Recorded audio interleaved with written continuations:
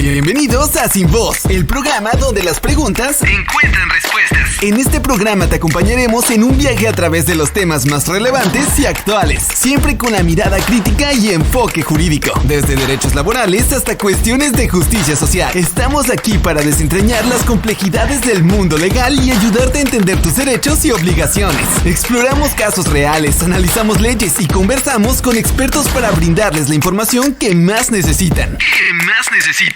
Porque en Sin Voz, tu voz cuenta. Y juntos buscamos la verdad y la justicia. ¡Comencemos! ¿Qué tal? Muy buenas tardes a todos los que nos miran en vivo. Estamos en un episodio más de nuestro podcast Sin Voz. Con el gusto de saludar a su señoría, el juez segundo de lo familiar de aquí de la ciudad de Gómez Palacio, el juez Mario Gamboa, Mario Alberto Gamboa. Le damos la cordial bienvenida, señor juez. Gracias por estar aquí con nosotros. Gracias. Un episodio más. Siempre les mencionamos a nuestros invitados que aquí tienen su casa. Muchas gracias.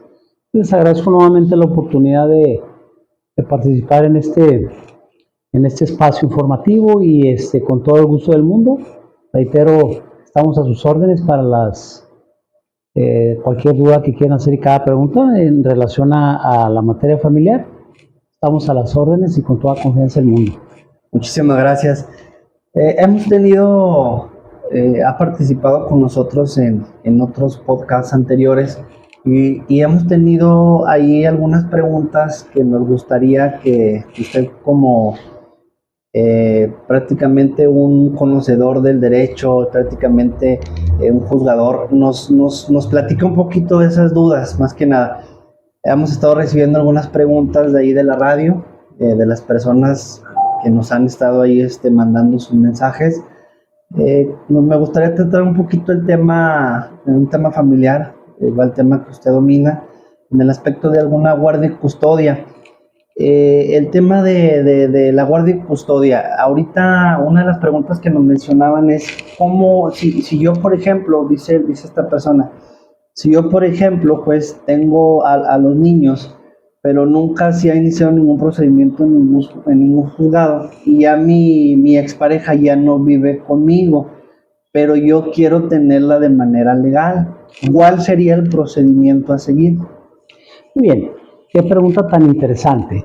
Hay que partir del principio en primer momento que los padres de los hijos, sí, debidamente registrados y que lleven los apellidos paternos y el apellido materno, sí, ejercen sobre ellos en primer término lo que la ley determina la patria potestad. La patria potestad es, en forma simple de explicarse, es las facultades que la ley concede a los padres para la protección y tutela de la persona, del menor o de los menores de edad, así como la administración de sus bienes patrimoniales, las que los mismos padres les otorguen o las que ellos en determinados o por determinadas causas puedan adquirir, como es donación, como es herencia.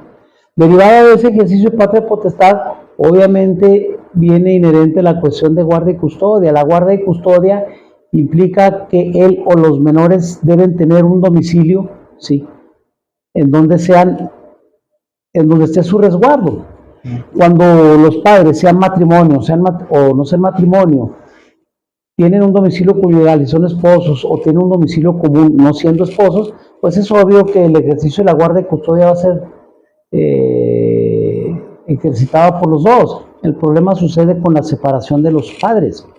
La separación de los padres, en los casos de divorcio, el Código Civil es específico y nos menciona que el órgano jurisdiccional debe atender la situación, ¿sí?, de determinar con qué padre se queda la guardia y custodia del menor, atendiendo ahí a una cuestión que ahorita más adelante explico. Igual cuando no están casados dentro del legítimo matrimonio, pero procrearon hijos y son registrados, insisto, también la ley debe determinar, por analogía, ¿sí?, el lugar en que deben depositarse los menores, que eso implica la guardia y custodia. La guardia y custodia implica el domicilio de la persona, del padre o la madre, bajo cuyo cuidado van a estar los menores. A tal efecto, hago reticencia en lo que respecta a los hijos procreados dentro del matrimonio. Una vez disuelta el vínculo matrimonial o separados los padres, debe atenderse por disposición de la ley la determinación del juzgador. Es una pregunta muy importante. ¿Qué lugar es el apropiado para los menores? Va a depender de varios factores. En primer término, pues ya lo he explicado anteriormente, el órgano jurisdiccional debe tener los medios de convicción o elementos de pruebas suficientes para determinar cuál es el mejor lugar. Claro.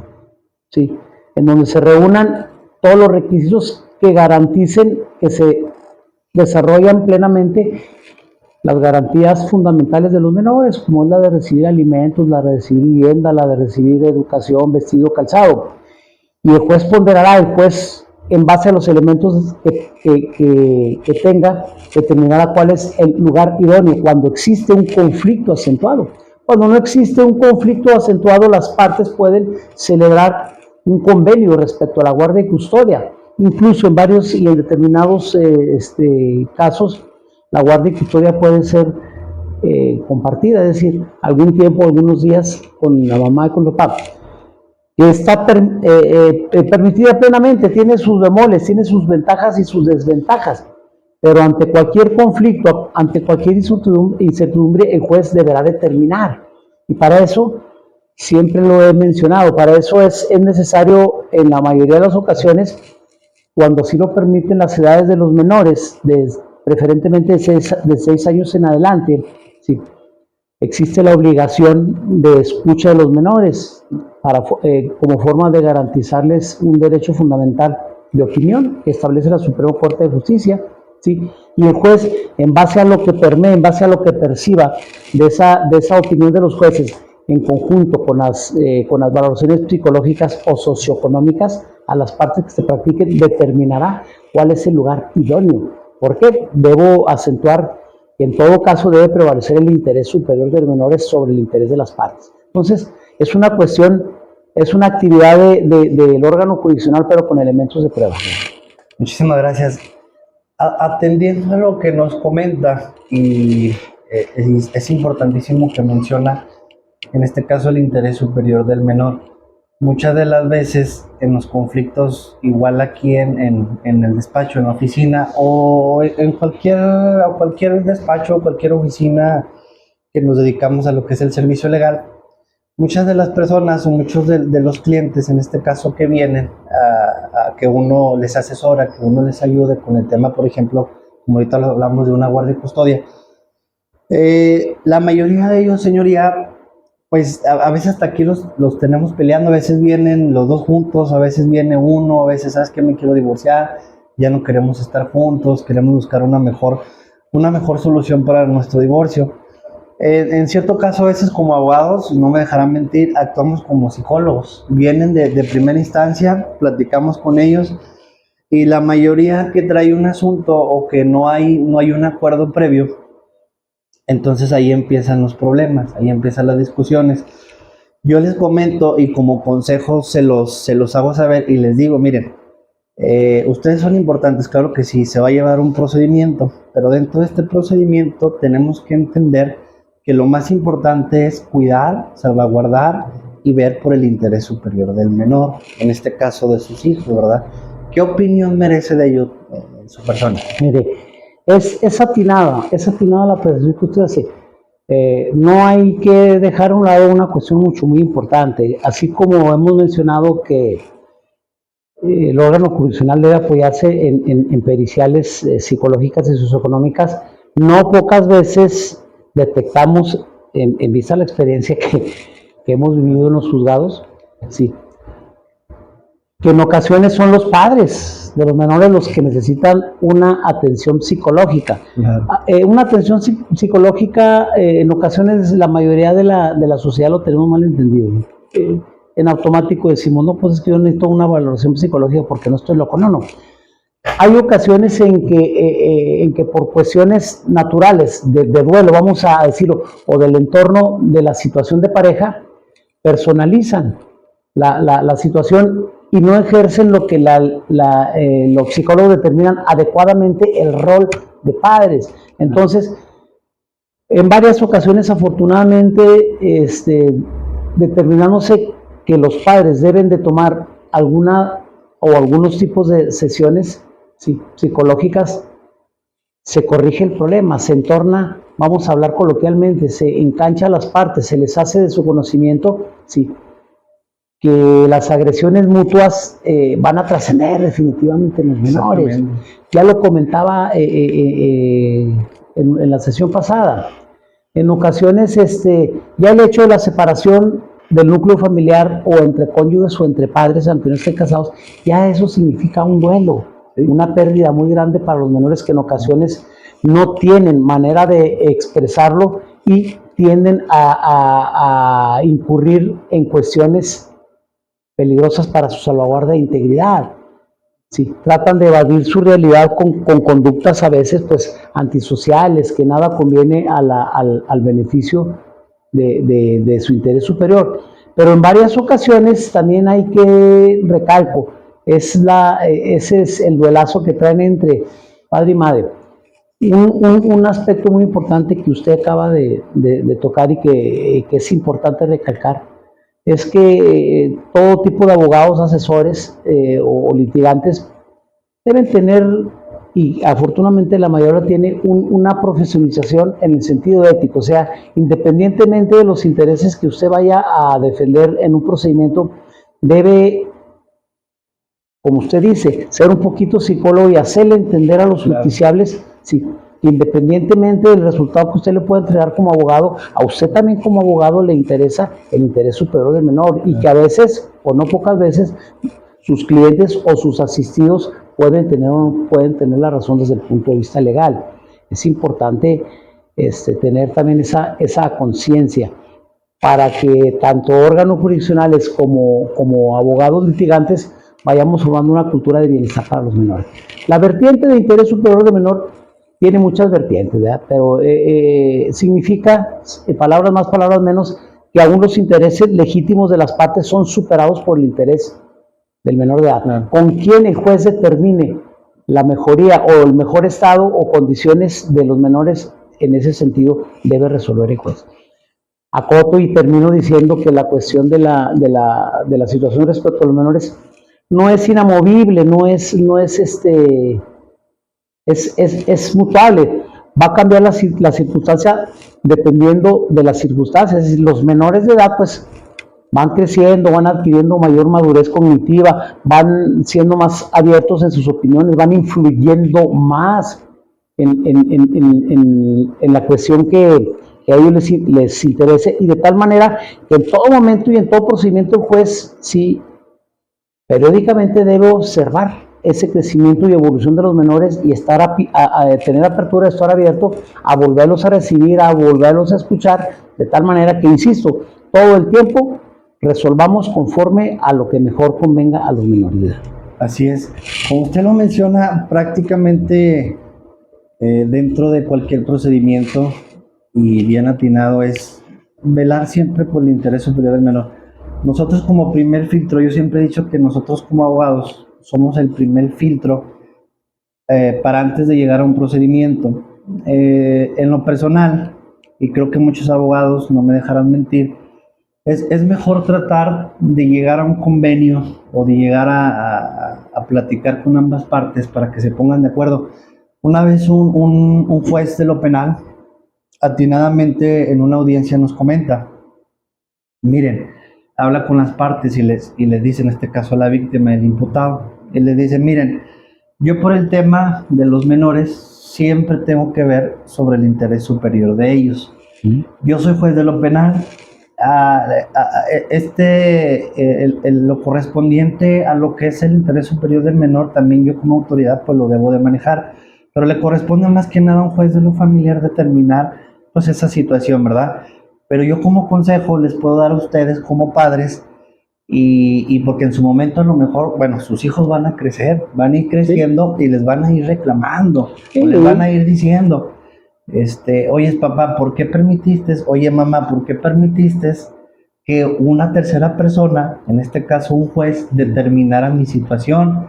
¿Por qué no pudiste entablar una comunicación con mi papá, o viceversa, y te pudiste poner de acuerdo para ver o escucharme a mí, primeramente, qué es lo que yo quería, ¿verdad? Porque no me dejará mentir, señoría. El ego, el orgullo, el tratar de que yo siempre tengo la razón como papá, no es que ella hizo esto, es que él hizo el otro, es que no, aquí es un ganar-ganar de egos y de orgullo, y lamentablemente afectamos por la esfera jurídica del menor. Bien. Sí, es muy cierto lo que usted dice. Aquí el problema trasciende en lo siguiente, abogado. Hemos hablado ahorita, empezamos a hablar de la guardia y custodia, que es derivado del ejercicio de patria potestad. Sin embargo, cuando las partes sostienen un duelo que afecta gravemente a los menores, esa cuestión de guardia y custodia va a trascender.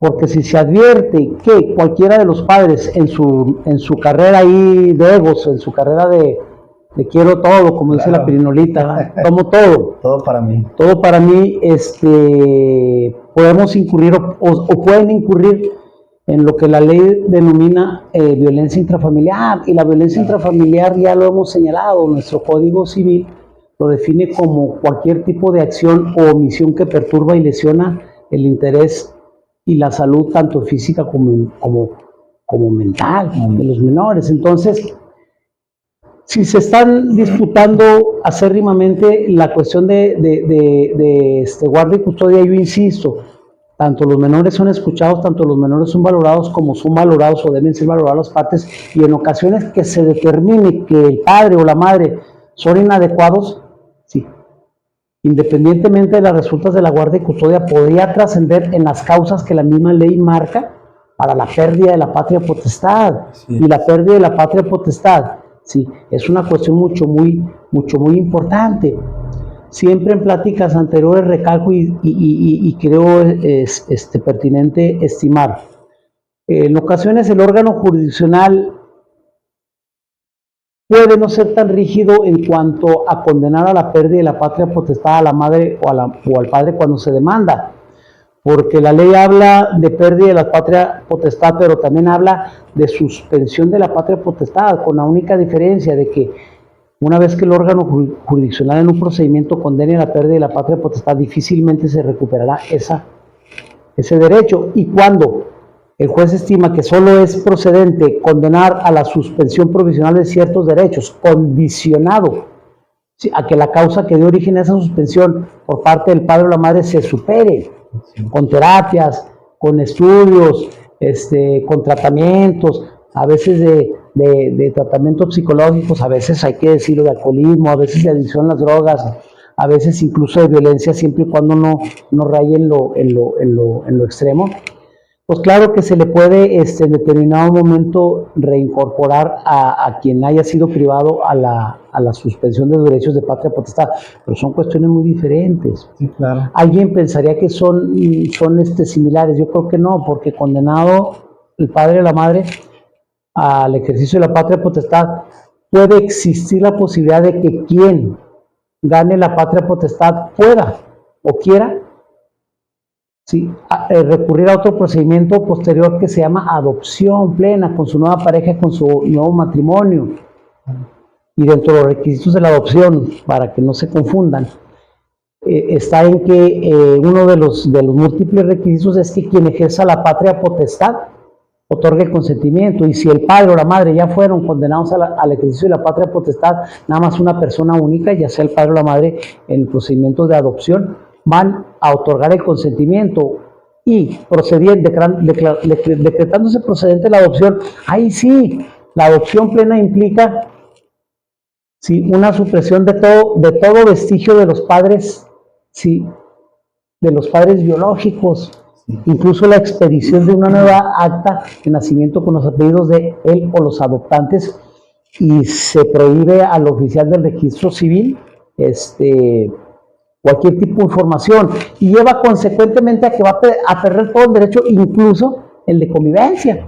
Claro. Porque ha habido ocasiones de que se condena la pérdida de la patria potestad, el padre o la madre que la obtuvo promueven adopción, y en adopción es tajante, pierde todo derecho, y los padres adoptantes adquieren las obligaciones como si se tratara de los hijos biológicos. Entonces, es una cuestión que hay que ponderar. Usted se refiere a un punto muy importante, los convenios. Históricamente y de explorado derecho sabemos que el convenio o la transacción antigua, es decir, que las partes terminen con la controversia suscitada mediante la celebración del convenio, es muy benéfica, aclarando que siempre y cuando el órgano jurisdiccional advierta que las manifestaciones de las partes no exceden o no trastocan principios generales de derecho. Vamos, lo que los padres expresen y que a criterio del juzgador no esté contemplado por la ley o trasgreda los derechos, los puede limitar, lo puede suprimir. Claro. Esa es una cuestión muy importante. Pero el buen principio es que los padres deben o debemos procurar que después de una separación, ya sea conyugal, ya sea de pareja, procurar, ¿sí?, pensar que los menores van a ser en ocasiones, cuando crezcan, nuestros más acérrimos juzgadores. Sí, así es. Y eso es un tema importantísimo porque lo vemos día a día. En lo particular, he platicado con muchas de las familias y reitero, ¿verdad? O sea, siempre está el tema del orgullo, siempre está el de ganar, yo quiero hacer con mi hijo lo que yo quiera, yo quiero hacer con mi hijo lo que yo necesito hacer, yo me quiero acomodar en mis tiempos, es que yo trabajo, licenciado, y bueno, yo quiero convivir con mi hijo, pero pues lo voy a hacer en el tiempo que me sobra, casi te lo dicen.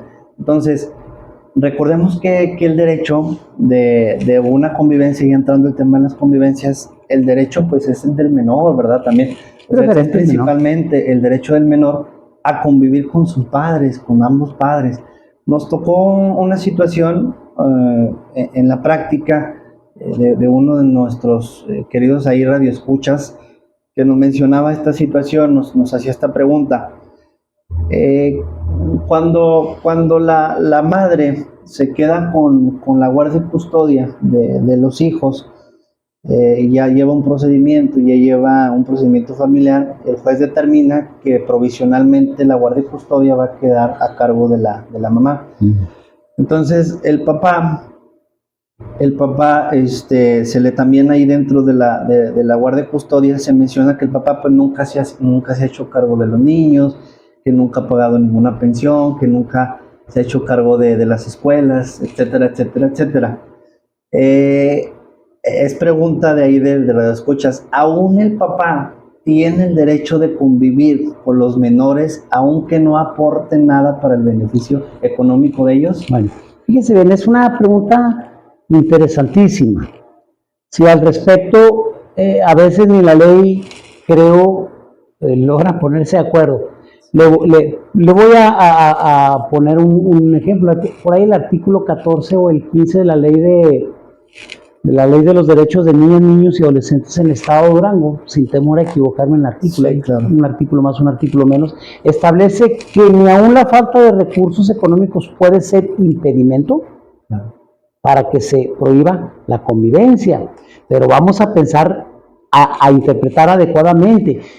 No es que la ley esté autorizando a que el padre no cumpla con sus obligaciones. O que deje de cumplir. O que deje de cumplir. Es que hay que atender y es deber investigar mediante los medios de prueba que las partes los medios de prueba que las partes ofrezcan, más las que el juzgador en su ámbito, en su jurisdicción, pueda allegarse, porque en ocasiones la imposibilidad de dar alimentos del padre no es una cuestión porque él quiera.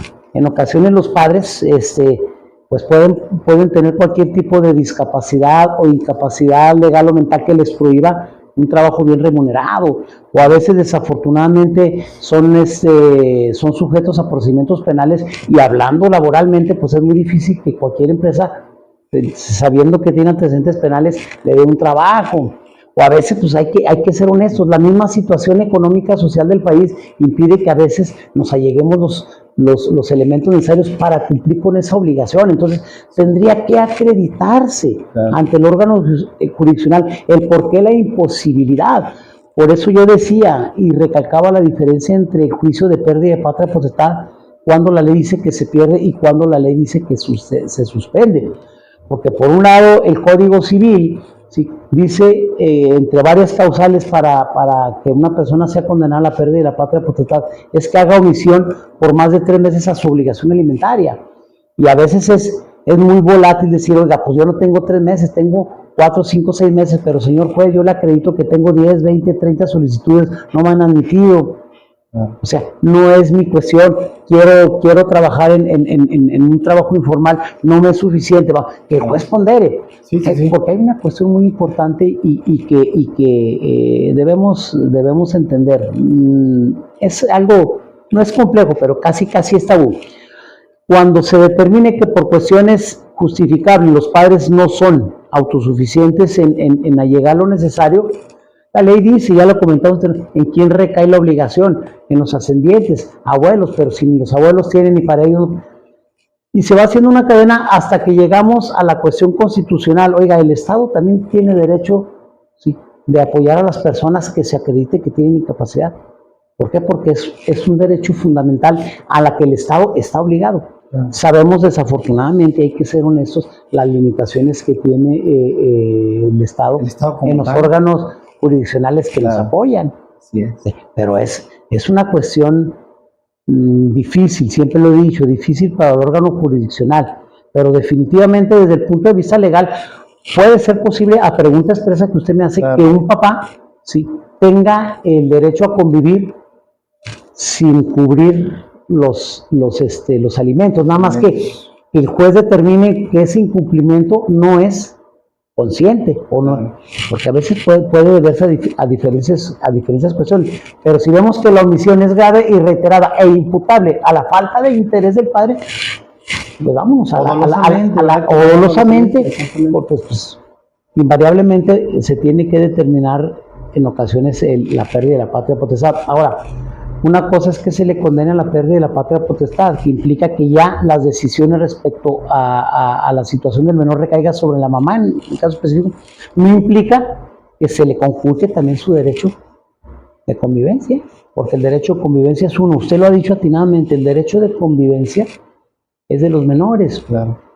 No en pocas situaciones, yo aclaro que en todos los procedimientos, y más en el de pérdida de patria potestad, así es, donde intervengan derechos de los menores, estos deben ser escuchados. Y no pocas veces hemos escuchado que hay identidad, no obstante que el padre sea un poquito desobligado, vamos a llamarle así, hay identidad del menor, entonces pone a pensar al órgano jurisdiccional la procedencia e improcedencia de que sea condenado a la pérdida de la patria potestad. Claro. Ahora, pues ya son muchas situaciones, porque pues en ocasiones puede el padre no tener de momento el medio suficiente económico porque no trabaja, pero puede tener bienes. Exactamente. Y una de las formas de garantizar los alimentos, dice el Código Civil, el artículo 312, es con garantía hipotecaria, con garantía prendaria. Hay muchas formas de buscarle. Claro. Lo que el juez debe tener, debe estar previamente y plenamente cerciorado de que la omisión del padre es involuntaria, porque siendo, como usted lo menciona dolosamente, pues indubitablemente deberá ser condenado a la pérdida de la patria potestad. Exactamente, es relativo o es importantísimo seguir haciendo mención de la situación, ¿verdad? Porque si el papá tiene el recurso, como lo dice usted, tuviera el recurso económico y aún así de que él tuviera la manera económica de poder él dar una pensión, alimentos, vestido, calzado a sus menores hijos y no lo hacen, es porque no quiere hacerlo, porque tiene el recurso pero no quiere hacerlo. Entonces la madre en este caso se da cuenta de que él tiene el recurso, de que tiene un buen trabajo, pero es negativa de él, de que no quiere proporcionar ese tipo de alimentos. Pues entonces ahí sí veríamos la posibilidad, como dice usted, de iniciar pues un juicio de pérdida de patria potestad, dependiendo del tiempo, ¿verdad?, de la temporalidad. Ahora, señoría, ¿qué pasaría en un caso pero contrario? También nos mencionan por ahí en la cuestión de unas preguntas de la radio, porque puede pasar en manera contraria, que el papá es el que se haya hecho cargo de los menores, que el papá tenga la guardia y custodia, tanto de hecho por derecho, y que él a lo mejor no tenga un trabajo estable, no tenga un trabajo fijo, pero con la ayuda de sus papás, en este caso los abuelitos de los niños, que vivan en el domicilio de los abuelitos, porque ellos no tienen prácticamente un domicilio, y que la mamá prácticamente no se haya hecho cargo y ya no los visite, no tenga comunicación con ellos, no le interese ni la convivencia con ellos, ¿verdad? Entonces, y la mamá tiene la manera, en este caso un ejemplo, de un trabajo fijo, de acreditar que tiene la solvencia económica, tiene una casa sacada por Infonavit, está pagando un crédito, o sea, tiene el ambiente ideal para llevar a sus hijos a una convivencia sana, ¿verdad? Pero si no tiene ella la intención de convivir con sus hijos, el papá, ¿qué pudiera hacer en esa parte? Pudiera pedirle la convivencia, el papá pudiera pedirle alguna pensión para los niños, siendo que es hombre. Sí, no, claro que sí. Ya lo tratamos, si mal no recuerdo, en el programa pasado, el antepasado. En primer término, hay que ser contundentes en el sentido de que la ley obliga a ambos padres a contribuir con la manutención de los menores. En el caso específico, sí, hay una regla simple, o sea, constitucionalmente hay igualdad de derechos entre hombre y mujer. Si es la mujer quien incurre en acciones o omisiones que ponga en peligro la salvaguarda de integridad, igual que el hombre, igual puede ser sancionada, porque ya estamos hablando en un plano de igualdad, tanto el hombre como la mujer pueden ser sancionados por los mismos, claro, por las mismas causas. Es una cuestión muy importante. A veces son cuestiones de hecho que el juez debe ser muy minucioso. Dice, el padre no tiene un trabajo suficiente por el monto que le pagan o por las condiciones, pero se auxilia con los abuelos. Pues claro, que los abuelos, los ascendientes también tienen obligación en lo que cabe la ley. Y si se cumple, sea como sea, se cumple con la obligación a medida proporcional de las posibilidades del papá, no debe existir ningún problema. Vamos, la madre no puede argumentar, es que él no es el que está cumpliendo con la obligación, él cumple con la ayuda de los papás. Lo importante es que se satisfagan y se garanticen las necesidades. Si tu madre no quieres cumplir deliberadamente, pues también será una actitud, vamos a usar el término dolosa, que te dará pie también a que te condene. Ahora, una cuestión que vale mucho la pena, así rápidamente la voy a tocar. Nosotros como órganos jurisdiccionales podemos sancionar a las personas por no dar alimentos y podemos obligarla aún en contra de su voluntad mediante diversos mecanismos o diversas formas. Lo que no podemos obligar, es decirle al papá o la mamá, oye, tú vas a convivir 3, 4, 5 días por semana, porque es una obligación moral. Claro.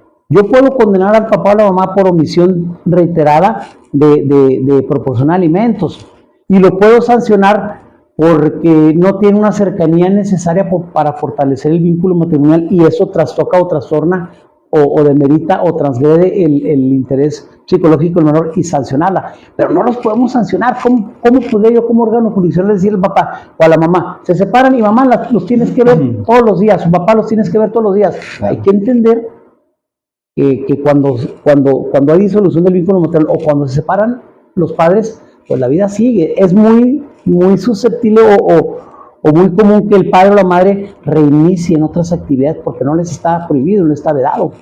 Aquí la importancia es saber si aún con la nueva relación que inicien siguen cumpliendo con su obligación de estar al tanto en las necesidades. Y es que hay que entender que aparte de las necesidades económicas patrimoniales de los menores, también hay necesidades afectivas. Y en muchas ocasiones es más el abandono afectivo que tienen los hijos los que los transgreden mentalmente, que aún falta recursos. Y ahí ha pasado. Sí es. Que el menor le duele más que su papá o su mamá no convivan, que no estén al tanto de su situación, que no se inmiscuyan, más que aún el aspecto.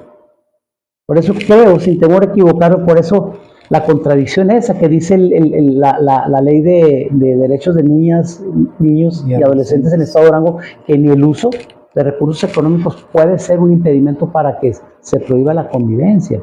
Entonces, claro que la ley procura dar la vertiente desde un punto de vista, volvemos a lo mismo, interés superior, menor interés superior, menor interés superior, menor.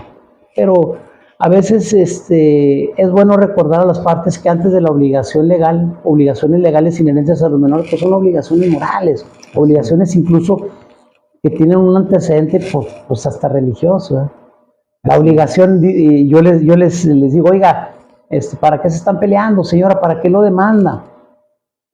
¿Por qué lo demanda? Necesita ser la persona muy desobligada, porque una persona que tiene una noción de cierta moral, de cierto convencionalismo, pues no necesita demandarlo. Y en pregunta anterior me preguntaban, Sí. y eso es muy importante. En preguntas anteriores me decían, oiga, ¿qué pasa si la madre incurre en otro tipo de actividades que contraríen o sean contrarias o perturben la psicología del menor? Porque puede ser que el padre o la madre sean insolventes, pero tengan actividades que la ley prevé y que impliquen un riesgo, pues ahí también se tendrán que ser limitados y en ocasiones privados. Es que no todo es el dinero.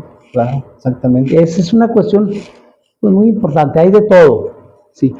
Y déjeme decirle que actualmente, antes era un gran porcentaje de incumplimientos que se imputaba a la figura paterna. Ahora ya la tendencia también apuntala a que en varios casos la mujer también incurre en omisiones graves y reiteradas. No, y déjeme decirle que muchas de las ocasiones, si bien un porcentaje muy alto, los hombres les da pena demandar, ese tipo de situaciones, porque primeramente, pues la mayoría están acostumbrados al machismo, la mayoría están acostumbrados al orgullo del hombre también, pero los tiempos han cambiado, como bien lo dice usted atinadamente. Hay igualdad de género, hay igualdad de partes, o sea, usted como juez tiene que ser imparcial, ese es su trabajo, ser imparcial al momento de juzgar, no por el hecho o el simple hecho de ser mujer. Claro que ahorita el tema de la mujer, con las nuevas reformas, con los temas con las jurisprudencias o las tesis que han salido en el tema de la igualdad de género, las mujeres a veces llega a un cierto punto en que utilizan de más o quieren utilizar más ese derecho que el propio hombre. Vienen con nosotros en ocasiones también clientes y nos dicen, oye, es que yo porque soy mujer me tienen que dar el privilegio, me tienen que dar el derecho, me tienen que dar la razón. Le digo, no, la razón la va a determinar el juez en su momento del procedimiento. Aquí lo que debería de usted de ver es que usted también, o sea, hay igualdad procesal, usted también, y tanto usted como su pareja o su expareja tienen la misma igualdad en esa parte. Y aquí más que nada, el más beneficioso deberían de ser sus hijos, ¿sí? Y ese es el punto importante, señoría, que no debemos de perder. Porque a veces demandamos o a veces denunciamos en un tema, por ejemplo, de violencia familiar, por el simple enojo, por el simple coraje. Me ha tocado asuntos que, por ejemplo, les llega una demanda, en este caso de pérdida de la patria potestad. La mamá se enoja, la mamá se enfurece, la mamá se agobia, claro, pues le llega por medio del actuario, adscrito, al juzgado, y dice, le da miedo, le entra temor, y dice, ya voy a perder a mi hijo, ya voy a perder a mi hija, entonces va y a lo mejor le hace pleito a la expareja, y la expareja la golpea o viceversa. Entonces ya entraría no nada más una situación, un procedimiento familiar, sino ya se haría pues un proceso penal, o ya una denuncia. Entonces, ¿para qué llegar a tanto? Yo siempre estoy con la idea y siempre les he aconsejado a los clientes, lo mejor es convenir, lo mejor es ponerse de acuerdo. Ya si no llegaran a ponerse de acuerdo, primeramente la violencia no debe de existir entre las partes. Y como autoridades ustedes pues prácticamente tienen la facultad pues para que esas ganas de querer hacerle daño a la persona pues ya se detengan un poquito, ¿no? Esas restricciones, esas medidas de protección. Entonces, en el tema, y siguiendo con el tema de la guardia y custodia, como menciona usted, hay igualdad de partes, tanto hombre como mujer. ¿Qué pasaría con un adolescente, supongamos de unos 13 o 14 años, que él ya tiene el derecho a ser escuchado, que él ya tiene el derecho a ser escuchado en un juicio, que el juez le pregunte y determine, su señoría en este caso, pues cuál es la mejor opción para él? Aunque por el momento, en este caso, supongamos un ejemplo, la mamá tenga la guardia y custodia provisional, pero si el adolescente en este caso manifiesta que han pasado lamentablemente situaciones donde la mamá lo ha maltratado y ahora ya no quiere estar con ella, ahora quiere estar con su papá, ¿qué Mire, pasaría? Ese es un punto, es el punto fino, lo que yo denomino es el punto fino del juzgador. Ciertamente, y vuelvo a insistir, es un derecho fundamental el escuchar a los menores, niñas, niños y adolescentes, entendiéndose que un menor de edades, pues desde su nacimiento hasta que cumpla los 18 años, un adolescente es de 13 años en adelante y deben ser escuchados, sí.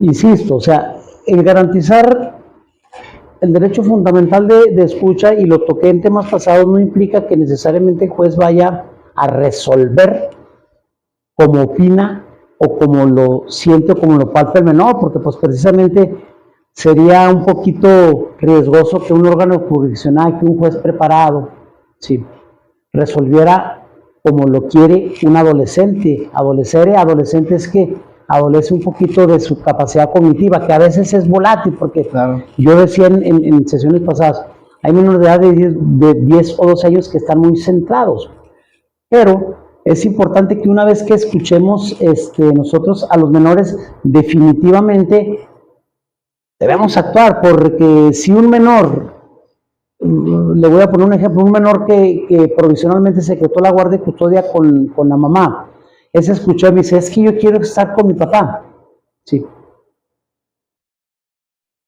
Invariablemente los menores, cuando son escuchados, deben ser asistidos de peritos en psicología, para que el perito en psicología, una vez que es escuchado, va a dar un predicado, decir, oye, es que este muchacho necesita unas terapias para encuadrarlo, porque a veces, déjeme decirle que desafortunadamente hemos tenido experiencias de que los padres somos rehenes de los hijos. Es muy cierto lo que usted dice. Correcto. Estoy con la mamá, pero me regañó la mamá.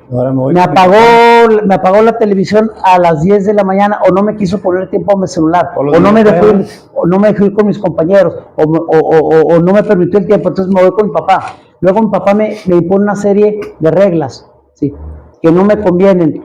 Entonces me voy con mamá, me voy con papá. Y el rehén es son los padres.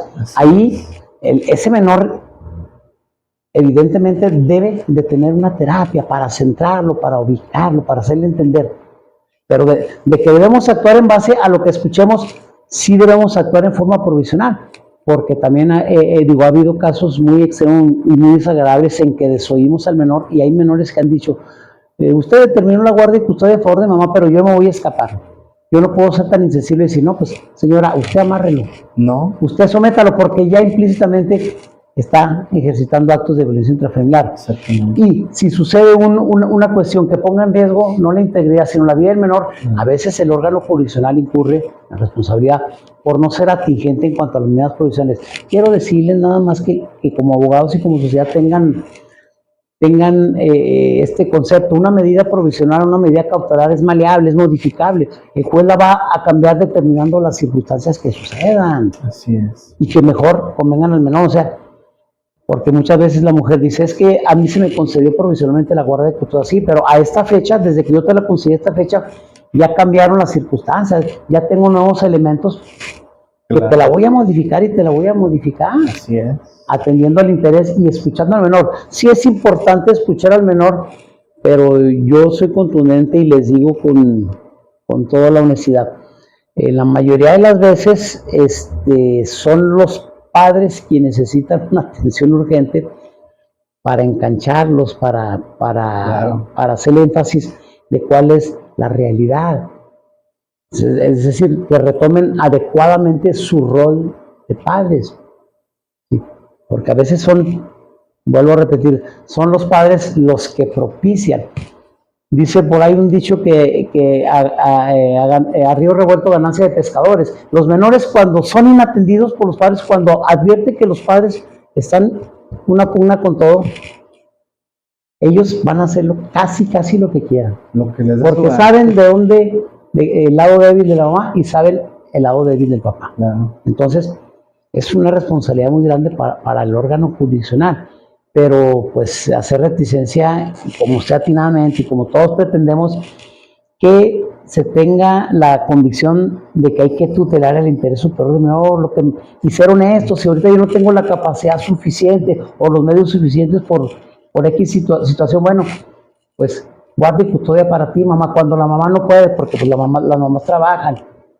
Ciertamente es un grupo vulnerable, Ciertamente a veces hay que juzgar con perspectiva de género, pero la perspectiva de género no implica una superioridad de la mujer hacia el hombre, sino cubrir una desventaja que nosotros advirtamos, que la mujer está en desventaja económica, cultural y social. Cuando no hay esa desventaja, no podemos aplicar tajantemente lo que es equidad de género o perspectiva de la mujer, porque debe prevalecer, sí, el principio de equidad entre los hombres, porque hay igualdad. Claro. Sí, son leyes que tienden a proteger, a bien proteger grupos vulnerables, como lo son niños, mujeres y adultos mayores. Y ahora personas con discapacidad, pero hay que ser mensurados. Así es. Hay que... No, nosotros como abogados, como operadores jurídicos, como en este caso usted como juez, a veces el mismo, los magistrados, más que nada en el caso de los abogados litigantes, usted lo mencionaba al principio, creo que eso es importantísimo y no me dejará mentir, y es fundamental que tengamos una especialización prácticamente en el tema de niños, niñas y adolescentes, porque la mayoría de los asuntos, señoría, la mayoría de los procesos que se llevan, la mayoría vienen involucrados menores, ¿sí? Entonces es importantísimo, precisamente hoy actualmente en este mes de octubre se acaba de iniciar un diplomado aquí en el Palacio de Justicia, y precisamente un diplomado con especialización para el tema de niños, niñas y adolescentes. El magistrado, por ahí si mal no me equivoco, Álvaro, él ha puesto mucho énfasis y mucho interés en los abogados de La Laguna para ese tipo de especialización. Álvaro Rodríguez. Así es. Soy uno de los afortunados abogados litigantes que estoy tomando el diplomado. Y es importantísimo, nos mencionaban ahí algunos magistrados, que es importantísimo prepararnos, o que la mayoría de los operadores jurídicos estemos especializados en ese tema, porque la mayoría de los asuntos, lo reitero, conlleva menores, y si no tenemos esa especialización, pues difícilmente o prácticamente no vamos a poder a lo mejor dar un buen consejo, a lo mejor llevar un buen proceso, a lo mejor llevar un buen procedimiento, porque si usted no me dejará mentir, el litigar no es ir a pelear, no es ir a gritar, no es ir a mencionar lo que para mí me parece bien, no, es fundamental conforme a la ley, conforme al código, conforme a los principios, conforme a los derechos humanos. Entonces, precisamente hoy también se está llevando a cabo un congreso nacional en la ciudad de Lerdo, Durango. Nos mencionaba por ahí que a lo mejor el día de hoy, el día de mañana estaría ahí también acompañando a los ponentes. Es importantísimo también que se hagan este tipo de congresos para nosotros como abogados o estudiantes de derecho, para seguir aprendiendo en este tema en específico, que puede ser el interés superior del menor y los derechos de ellos también, ¿verdad?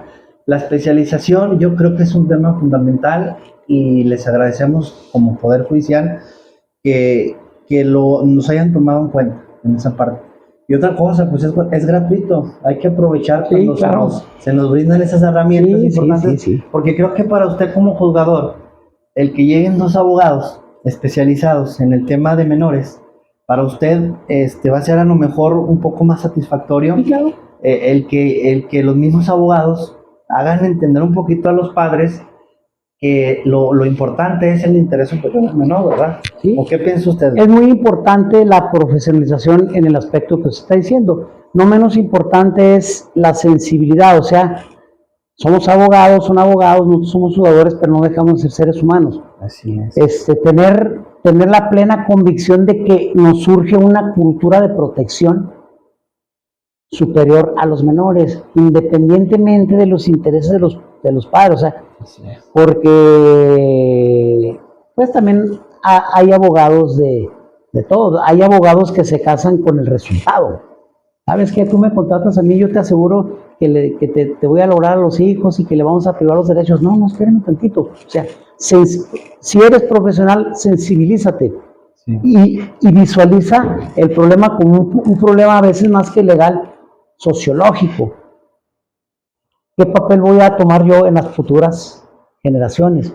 ¿Cómo voy a dejar mi legado como litigante? O sea, predominando el interés patrimonial económico, ¿sí?, del abogado, o con esa satisfacción de haber cumplido porque apliqué adecuadamente mis conocimientos. Pero es el conocimiento y la sensibilidad, porque déjeme decirle que un refrán viejo de los abogados es que a veces la guerra la tienes con tu propio cliente, el conflicto lo tienes con tu propio cliente, porque tú puedes idearte, sí, o mentalizar o visualizar una posible solución desde el punto de vista legal, pero no lo va a compartir tu cliente, y como tu cliente o tu asistido es quien paga, a veces hay que superar incluso esas cuestiones, hay que tener profesionalización y sensibilidad, entornarlos. Es muy cierto lo que usted dice, cuando nosotros advertimos en un juicio de controversias, la intervención de dos abogados que conoce uno que son profesionales y son sensibles,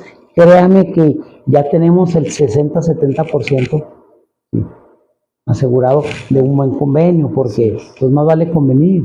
Sí, porque conocen del tema, conocen de la especialización, y como dice usted, hay esa sensibilidad, ¿verdad? Porque si bien al cabo pues, somos profesionales del derecho y debemos de tener el conocimiento necesario para poder actuar en este tipo de procedimientos, también tenemos que tener esa parte humana. Tenemos que ser abogados humanos, que nos sensibilice el interés superior del menor. Señoría, nos gustaría estar platicando aquí, créame que estamos muy contentos con el habernos acompañado hoy en esta tarde, y se nos ha ido el tiempo muy rápido, ya se nos fue la hora. Le agradecemos, creemos también que pues usted también corta un poquito ahí de sus actividades diarias para venir a este lugar a compartir su conocimiento con nosotros. Créame que para nosotros, para el programa, el podcast Sin Voz, es importantísimo. ¿Por qué? Porque precisamente nuestro programa está ideado para que todas aquellas personas que nunca se han atrevido a alzar la voz o que no tienen voz de alguna u otra manera, se les pueda dar esa voz suficiente para que se animen, a demandar, a denunciar, pero también a convenir y a platicar y ver el lado humano, ¿sí? Entonces, no me queda más que agradecerles nuevamente a nuestros escuchas, a las personas que nos miran esta tarde. Su señoría pues está aquí en el Palacio de Justicia, es el segundo juez familiar de aquí de la ciudad de Gómez Palacio. Cualquier situación que por ahí puedan tener, con todo gusto, él siempre está abierto al diálogo, él siempre está abierto a algún consejo, y cualquier situación, pues ya me atrevía a que le pregunten, o cualquier duda o algo. Muy bien, pues como servidores públicos pues tenemos la obligación, no todo es controversia, ¿no? Entonces, ya para terminar, y no sin antes agradecer la oportunidad que se me brinda en el programa, gracias, decirles y hacerles de su conocimiento la existencia del Centro Especializado de Justicia Alternativa, que es una opción previa a agotar un procedimiento judicial donde las partes pueden lograr un convenio sin necesidad de erogar, de gastar, ¿sí? Es para que lo tomen en consideración.